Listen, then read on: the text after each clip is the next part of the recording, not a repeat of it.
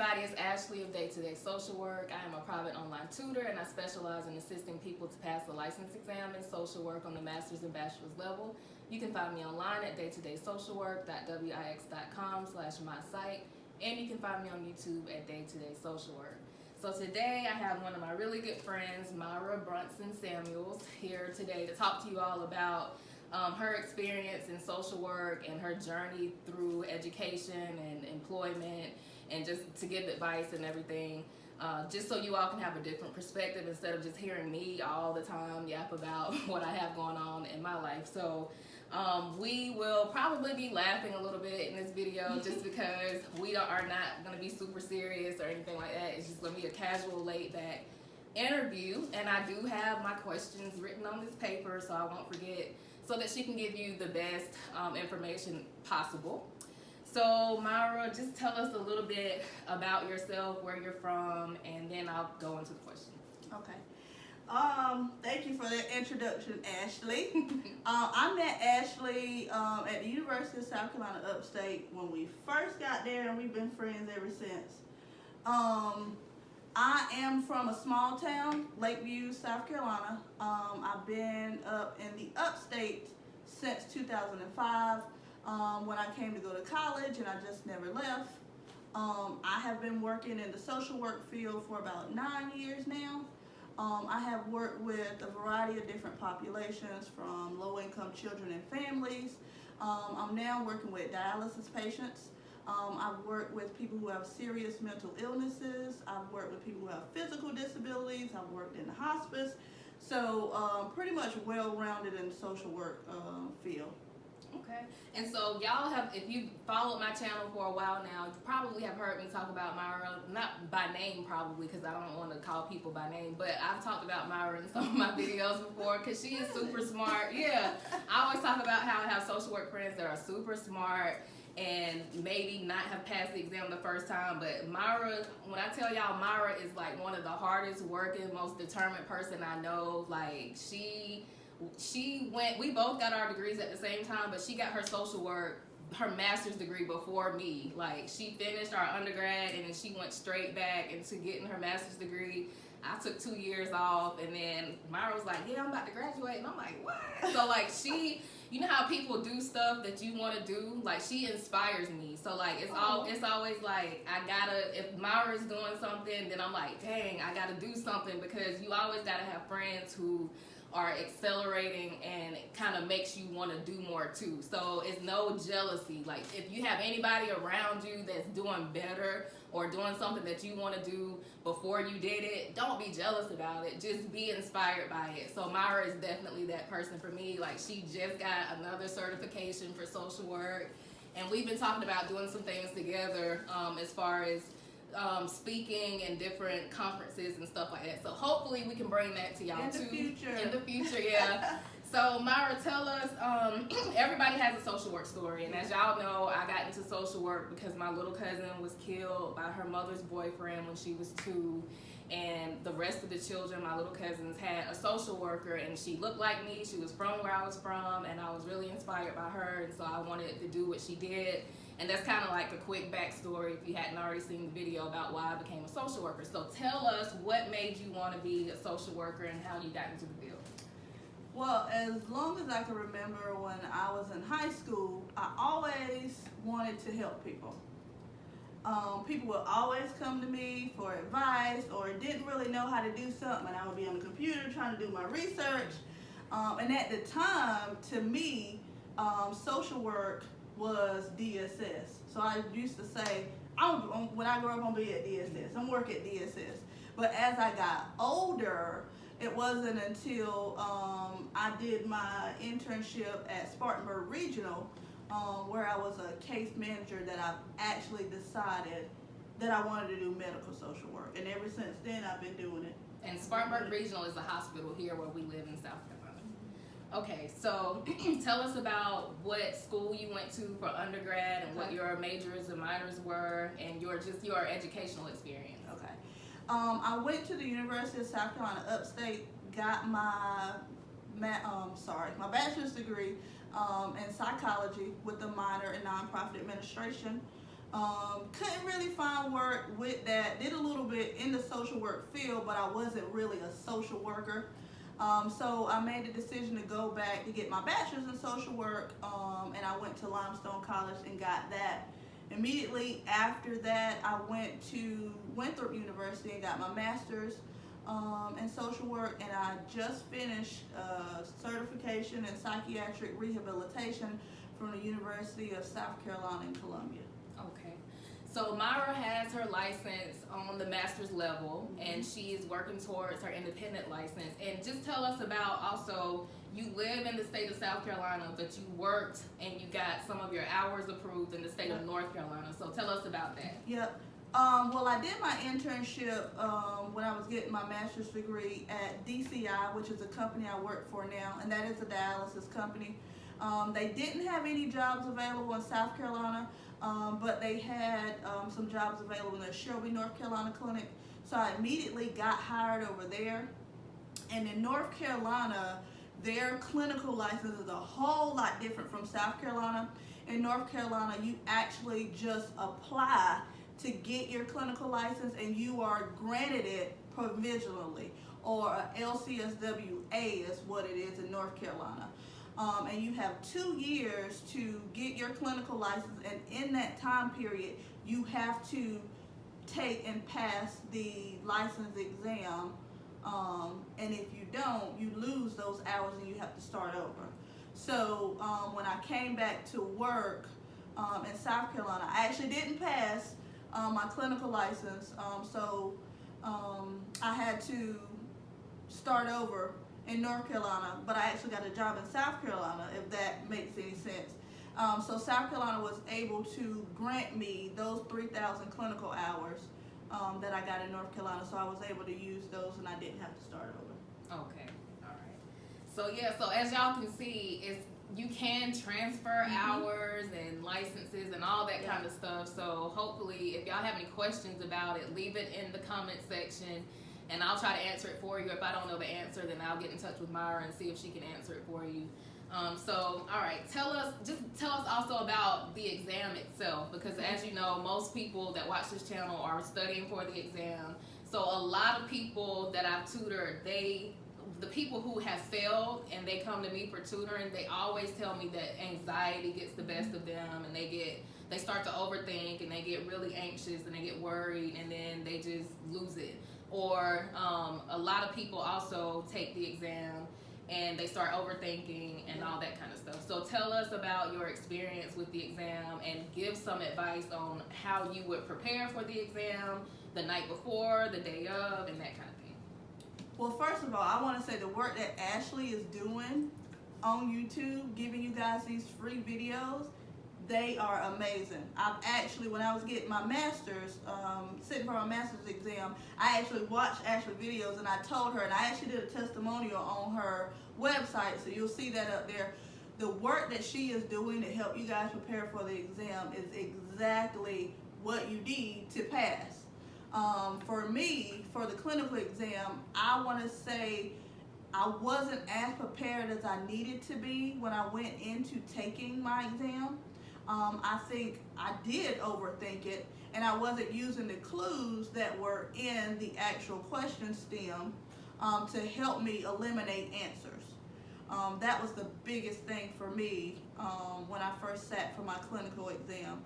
But Ashley, like I said, she's a great resource. She's even been helping me now with my clinical exam, with helping me with the first and next questions, which is what a lot of social workers, or a lot of you guys, really have difficulty doing. Yep. Okay. So let's see, what else? What advice would you give someone who wants to go directly into social work without, as their first career of their career, their first, job of their career? Yeah. Well, I think for me, if I would have did research, I would have actually went to a school that had social work as a major. I'm not trying to be funny, but I wanted to be a social worker, so I should have went to a school that had. You mean for social undergrad? work. Yeah, for undergrad, for my bachelor's degree. And I probably would have saved myself thousands of dollars with having to go back and get a bachelor's, which I probably could have went and got my master's, but I went and got my bachelor's, and then I went and got my master's. So I would say just do your research and make sure that they have the degree that you want to get a degree in. And I would say also there are so many different avenues that we as social workers can take. I would do research on the different types of positions that social workers hold. For me, it's medical social work. I love medical social work, but I had to do my research, and I actually had to put myself in a situation where I got that exposure to know that that's what I love to do. All right. Okay. So also, and I know you said that you would go and get your bachelor's in social work, but your undergrad was in psychology. Well, I have a psychology and I have a bachelor's in social work. So you have 2 bachelors. Yeah. Okay. Yeah. So that's why I said, yeah. like, it would have been smart for me had I done my research and I knew to actually choose a school or go to a school that had social work as a degree option in my undergraduate. Were you licensed on the bachelor's level? I was. See, I forgot to mention that. So yeah, she had her bachelor's in social work, so she was able to get her license on the bachelor's level. My undergrad was in sociology and criminal justice, so I don't even have a BSW. Like, she has a BSW and a bachelor's in psychology, but mine is just sociology with a minor in criminal justice, and then I went on and got my master's degree. So you can go either way, but it's better to have your bachelor's in social work because you can get licensed on the bachelor's level, and then again on the master's level. And you can do the advanced standing program. Right, exactly. I was able to do, because I already had my bachelor's, I was able to do the 1-year program for social work to get my master's because I already had that bachelor's level. And I had to do I didn't have to, but I chose to do a part-time 3-year for my master's, or I could have done full-time for 2 years for my master's. But like you said, you just did it in a year. And that's good if you want to just get it knocked on out of the way. So good. Let's see what else. How do you separate the emotional part of social work from your personal life? Because a lot of people, I've worked in a lot of different jobs, and a lot of people can't cut off their job. Like, I know we go above and beyond, and our workday doesn't always end at 5 or whatever time. But some people can never cut it off. Like, they're always texting you on the weekends, talking about clients and patients and stuff. And I'm like, So I'm able to just be like, okay, I'm good. I've only one time that I can remember, maybe twice, taken work home with me over my whole social work career. So how do you separate the two? Okay. So when I did my bachelor's level internship, I did it at the hospice house. And I was very timid. I would be talking low. I was just a very introvert. You think of an introvert, I was the worst kind.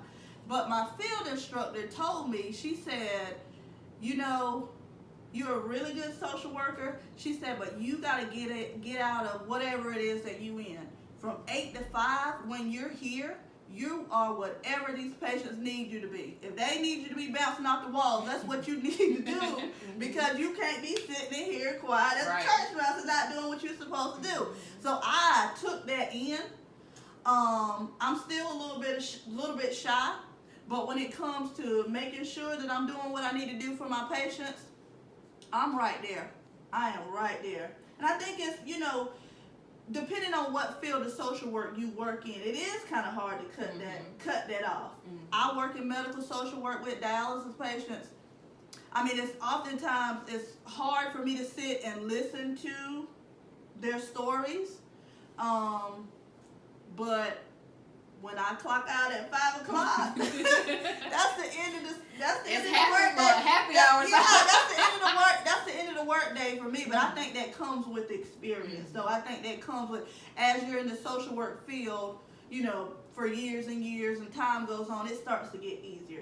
When you fresh out of school, you want to save everybody. Like, you really do. You want to be Superwoman and say, I'm the one who gave Miss So-and-so this and she did that. But I think as time goes on, like I said, you just have to understand that people have the right to make their own decisions. And whatever decision they make, whether good or bad, has consequences. And that's just where you have to leave it. Right. And that's what we're all about, self-determination as social workers. So Another thing too is secondary trauma. So whenever when people are telling you about their loved one in hospice and somebody, have you ever experienced somebody dying, like a patient of yours dying while you were working at hospice? Listen, when I first got there, I was in there crying with them. Not knowing, I was a little bit more inexperienced at the time. But like I said, I think with the experience, it's not that you become used to it. I guess you just become more of a comfort to your patients. I've never actually experienced vicarious trauma though. I haven't. I mean, I guess it depends on, like I said, whatever field you work in. Now, had it been a child or something that passed away and I was in there, maybe that would be a little bit different for me since I have kids. But I actually never experienced it. That's good. I think I might have had some. And it's good. Self-care is something we always talk about. Yeah. So make sure that if you're not able to separate your personal from your professional because you can't handle hearing somebody's story because it's affecting you and your story, get you a therapist. Like, everybody needs help. Nobody is perfect. I wish everybody could have a counselor. Or even have friends, your cohorts that you go to school with, or Ashley. Like, I mean, get you an Ashley. You're so silly. Get you a Myra. She's right, and I always try to push on this channel that we are all colleagues. It's like 2,400 people subscribe to this channel, and I always try to get people to get into the comment section and leave your comments and your thoughts, because you can connect with people. And we've had a lady from, and I say this all the time because it's the only example I have, but it's a lady from Tennessee and a lady from New York that connected over a break or something one day, and they actually met each other, and I'm guessing that they have a friendship now. So this is an interactive channel. If you need help, and yes, this is about helping you pass the exam, but it's called day-to-day social work. So it's not only about the exam, it's about just social work in general. Okay, so now give us kind of like a timeline of the jobs that you've had from your very first social work job all the way up to now. I would say my first social work job was when I was doing case management at the hospital, mainly doing discharge planning. After that, I got a job working with people who have disabilities and special needs, and I was trying to see what they call a service coordinator. Just helping coordinate their services, making sure they had everything they needed.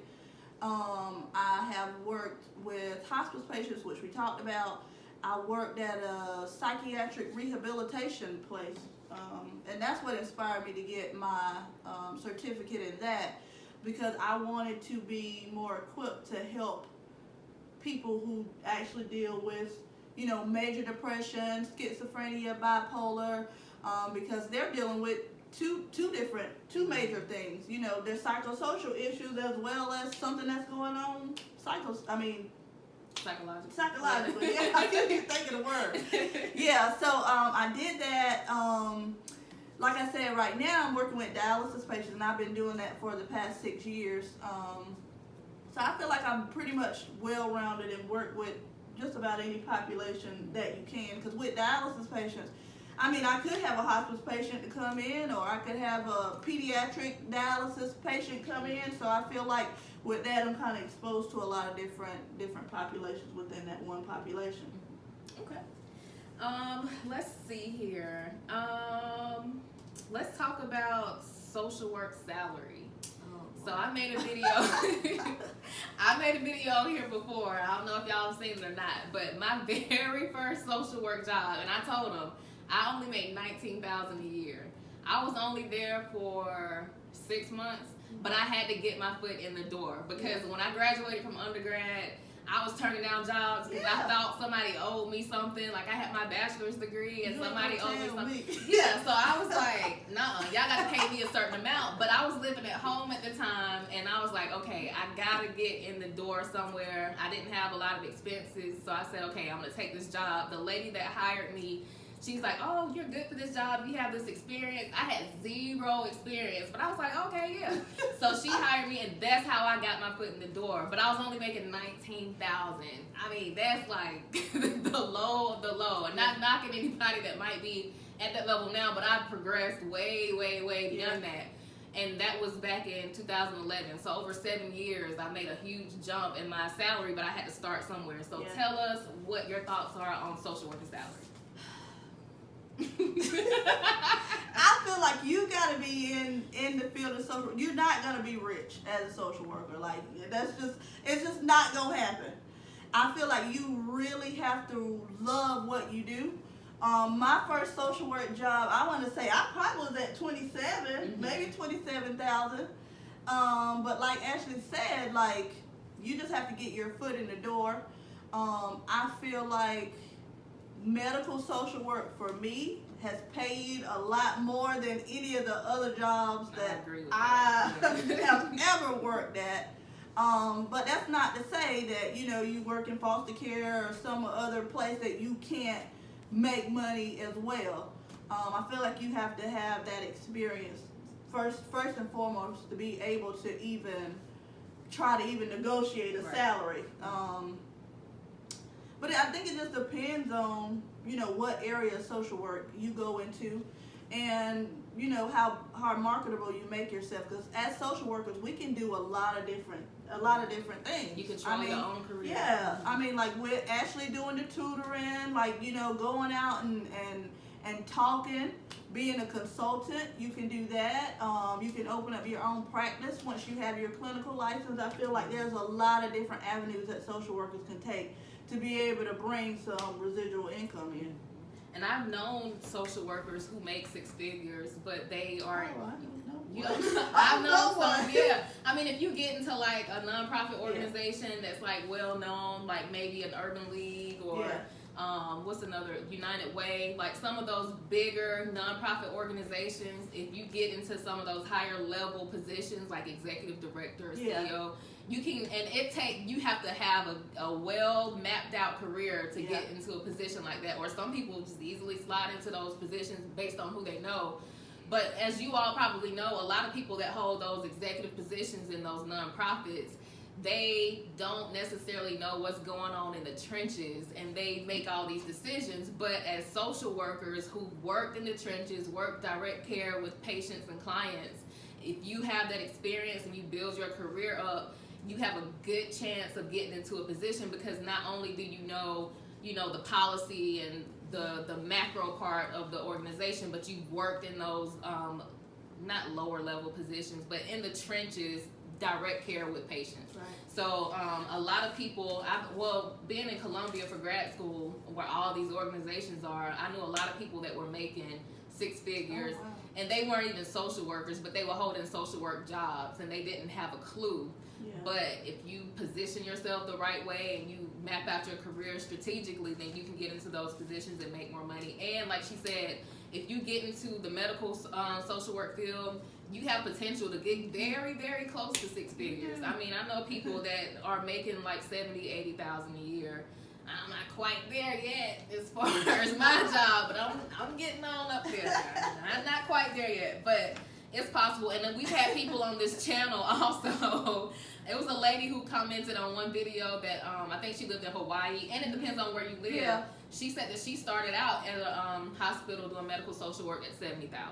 So I mean, it really just depends on a number of different factors: where you live, how much experience you got, how much money the company has, all that kind of stuff. So let's see what else. So give us a fun fact about social work. We're laughing because we actually practiced this before, and I gave a fact, and my friend told me that it wasn't. She told me it wasn't a fun fact, but it is. But I feel like with social work, you never know what you're gonna get from one day to the next. I mean, I could come in to my office and maybe nobody ain't checking for me today. Maybe they don't need those social work services today. But it could be a day that, gosh, Sam didn't have his medicine or Bob didn't do this. I mean, like, there are days when it's like that, but I feel like that's what make it interesting, because you can't plan your day out. Like, I feel like that's the fun of it, because you never know what experience or what is going to happen in a day. That's true. Okay. So I think that's it. Any final words, any words of advice for everybody watching? Well, keep watching and subscribing to Ashley's Right. YouTube channel. Definitely hit her up for that exam study questions, and yeah, me and Ashley got something coming in the future. Look out for our Facebook page. Yep. Now Myra's gonna be the administrator over that, but I'll be a moderator. I'm gonna let her handle that part. But yeah, so thank you, Myra, for being here and answering questions. Hopefully this has been very helpful for y'all. If y'all have questions for Myra, can we put your email address we'll put her email address in the description box along with mine. And if you have any questions for her, if you want to connect with her, if y'all know of anybody, because we know we're all over the country in different states that I've tutored people. If y'all know of any opportunities, whether it's a summer camp or domestic violence conference or anything where we could potentially come and speak, whether it's free or not, we are willing to consider it and come to where you are. Also, if you think of a place where we can do tutoring, and like I said, most of the people that I tutor are in Texas and New York, and I've been thinking about making a trip to Texas or New York. If that's something y'all want to do, and do a weekend tutoring session or workshop rather. So just let us know. Any questions for Myra, put them in the comment section, and until next video, we'll see y'all later. bye.